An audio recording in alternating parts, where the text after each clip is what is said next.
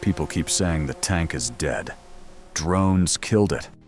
Missiles killed it. New war, new rules. Then why is every major military still building them bigger, smarter, more expensive than ever? Here are the 12 main battle tanks that still decide ground wars. M1 Abrams, America's heavy hitter. The M1 Abrams runs on a gas turbine, not diesel, not standard. And that alone makes it unusual. Composite armor.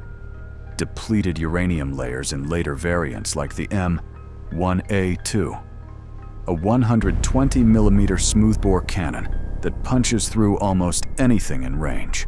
Fast for its size, brutally protected. On the modern battlefield, few tanks argue with the Abrams. Leopard 2, Germany's answer. The Leopard 2 shows up across Europe and far beyond. Canada, Turkey, Singapore, Ukraine.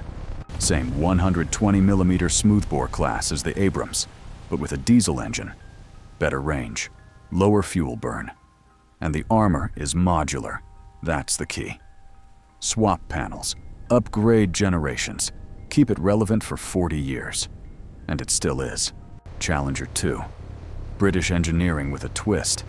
The Challenger 2 goes a different direction. A rifled 120mm gun, not smoothbore. That's rare today. It lets the crew fire specialized rounds most Western tanks can't. And the armor?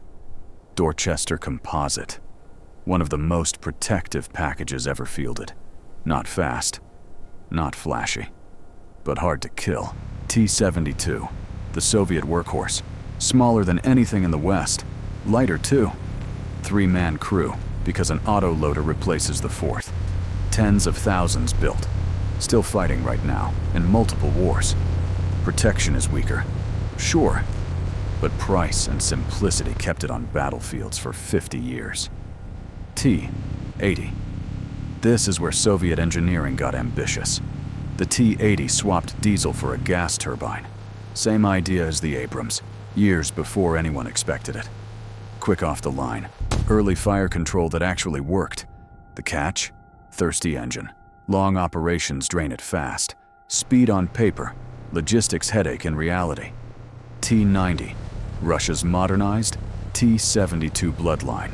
Same compact frame, better electronics, explosive reactive armor across the hull and turret, active countermeasures to throw off incoming missiles. It's not rewriting the playbook, it's refining a proven design and keeping it cheap enough to mass produce. Merkava Mk4. Israel built this one around the crew. Engine at the front, which is strange. But that engine block doubles as extra armor. Behind the turret, a rear hatch, troop transport, casualty evacuation. No other main battle tank does this. Its trophy active protection system shoots incoming missiles clean out of the air. Designed by people who've actually used tanks in combat, over and over. Leclerc, France's technical flex. An autoloader cuts the crew to 3. Modular armor, digital battle management years ahead of most rivals. Firepower, mobility, electronics, tuned together, not bolted on. Pricey, complex. But the Leclerc is one of the most refined tanks ever built. Type 99, China's top-tier main battle tank. Modern composite armor, explosive reactive add-ons, a 125mm gun with guided missile capability, advanced targeting, laser warning systems.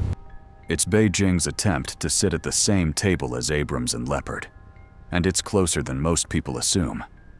K2 Black Panther, South Korea. This one's a monster. The K2 Black Panther has an active suspension that lets the hull crouch, tilt, lean, adjusting to terrain like a living thing. Autoloader, top-shelf targeting, hunter-killer optics. One of the newest, most expensive, most automated tanks in service today. Ariete. Italy went lighter. Less mass, more mobility. Built for getting in, getting out. Working terrain where heavier tanks struggle. A 120mm gun. Modern fire control. Deployment friendly. Not the strongest on paper. Smart for what it's built to do. Altay. Turkey's new generation.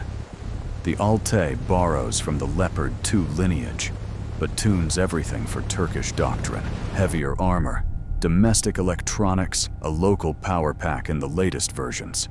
Modern gun, modern protection. A tank built by a country that's been fighting armored wars for decades and knows exactly what it wants. If you had to roll into battle tomorrow, which one of these 12 do you take? Drop it in the comments. I actually read them. And if this kind of breakdown hits right, the channel's just getting started. Warfare tech evolution, weapons, armor, modern systems, the tech behind every major conflict. Hit subscribe. You won't want to miss what's coming.